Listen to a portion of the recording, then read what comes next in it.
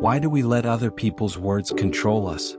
Why does a single negative comment stick in our minds longer than 100 words of praise? The Stoics had a powerful answer. Criticism is not something to fear, it's something to master. If you've ever felt hurt by someone's harsh words, you're not alone. But imagine if you could remain unshaken, calm, composed, and in control. That's exactly what the ancient Stoic philosophers, Marcus Aurelius, Seneca, and Epictetus, practiced every day.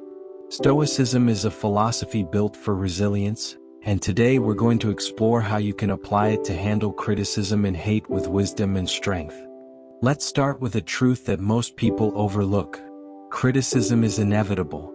If you put yourself out into the world, if you create, if you speak up, if you dare to be different, someone will have something to say about it. This has been true throughout history. Even the wisest and most virtuous people faced criticism. Socrates, the father of Western philosophy, was condemned to death by his own city for encouraging people to think critically. So the real question isn't how do I avoid criticism? The question is, how do I become immune to it? Epictetus, a former slave who became one of the greatest Stoic teachers, once said, "It's not what happens to you but how you react to it that matters." Criticism is just words. You decide whether to give those words power. If someone insults you, pause and ask yourself, is this criticism true? If yes, take it as a lesson. If not, let it go, because it has nothing to do with you. Marcus Aurelius, the Roman emperor, faced endless criticism, yet he remained composed. Why? Because he understood the dichotomy of control. Some things are within our control and some things aren't. You can't control what others say about you, but you can control how you respond. When you internalize this, the weight of criticism disappears. Think about social media today. Someone posts an opinion and within minutes the comments flood in. Some supportive, some indifferent, and some outright hateful. The internet has given everyone a voice, but not every voice deserves your attention. Imagine if Marcus Aurelius had Twitter. Would he waste time arguing with people in the replies? Of course not. He would simply remind himself, their words are theirs. My reaction is mine. Seneca advised a practice called premeditatio malorum, imagining worst-case scenarios before they happen. Expect criticism. Prepare for it. When you anticipate negativity, it loses its power over you. The next time you post online, give a speech, or express your opinion, remind yourself, hate is inevitable, but my peace is unshaken. Now let's take a step back. Why does criticism hurt? It's because we care about what others think. And that's natural. As social creatures, we evolved to seek approval.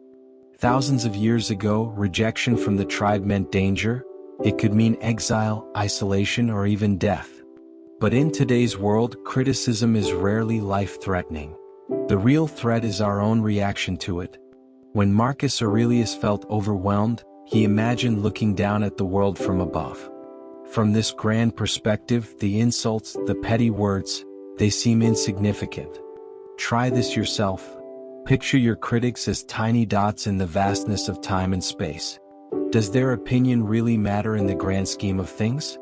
Here's a modern example. Think about some of the greatest artists, leaders, and innovators in history. Vincent van Gogh, considered one of the greatest painters of all time, was criticized and ignored for most of his life. He sold only one painting while he was alive. If he had let that rejection define him, we wouldn't have Starry Night or sunflowers. Or take Steve Jobs. He was fired from Apple, the company he co-founded. At the time, he could have let the criticism and failure consume him. But instead, he used it as fuel to improve. He later returned to Apple and transformed it into one of the most successful companies in the world. So what do we learn from this? The most successful people in history did not let criticism stop them. They used it as a tool for growth.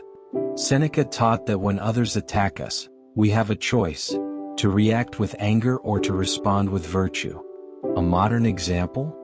Think of a celebrity or leader who handles hate with grace. They don't retaliate, they rise above it. That's the Stoic way.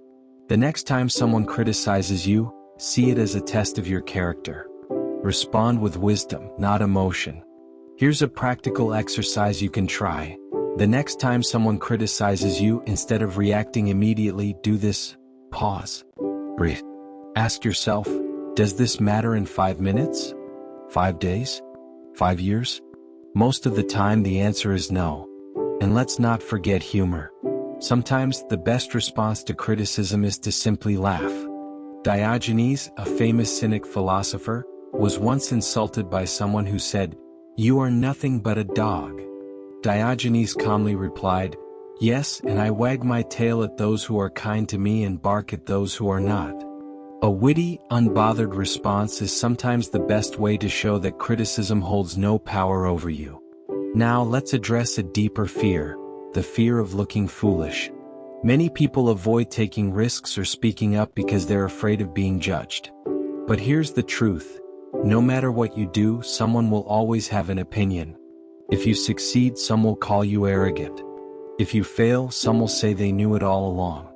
The key is to act regardless of opinions. One of the most powerful Stoic exercises is writing your own obituary. If you were to look back at your life, would you want it to be filled with hesitation, fear, and concern over what others thought? Or would you rather have lived fully without being shackled by the opinions of strangers? Criticism will never stop, but how you experience it can change forever. Remember, external opinions don't define you. Focus only on what you can control. Expect negativity but stay unshaken. See life from a higher perspective. Always respond with virtue. Marcus Aurelius once wrote, "You have power over your mind, not outside events." Realize this and you will find strength. Now, I want to hear from you. What's one piece of criticism that stuck with you, and how did you handle it? Drop a comment below, and if you found this video valuable, subscribe for more Stoic wisdom. Stay strong, stay wise, and keep moving forward.